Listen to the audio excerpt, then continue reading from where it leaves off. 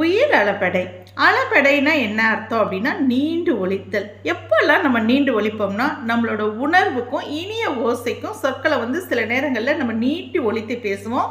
அதே மாதிரி தான் செய்யுளில் சில இடங்களில் ஓசையை நிறைவு செய்வதற்காக நம்ம பயன்படுத்துறது தான் இந்த அளபெடை. ஓசை குறையும் போது அந்த ஓசையை நிறைவு செய்கிறதுக்காக நம்ம அளபெடையை பயன்படுத்துகிறோம். இப்போ உயிரளபெடை அப்படின்னா என்னன்னு கேட்டிங்கன்னா, உயிரெழுத்துக்களில் 7 நெட்டெழுத்துக்கள் இருக்குது. அதுதான் ஆ, இ, உ, ஏ, ஐ, ஓ, ஔ. இந்த நெட்டெழுத்துக்கள் 7 எழுத்துக்களுமே ஒரு மொழியில் ஒரு சொல்லுக்கு இடையிலையோ முதல்லையோ கடைசியிலையோ அது இருக்கக்கூடிய இடத்துல நீட்டி ஒலிக்கும். ஓகே, அப்போ நீண்டு ஒலிக்கும் போது என்ன ஆகும்னா அந்த நெட்டெழுத்துக்களுக்கு இனமான குறில் எழுத்து அது பக்கத்தில் வரும். அப்படி வர்றதுக்கு பேர் தான் உயிரளபெடை.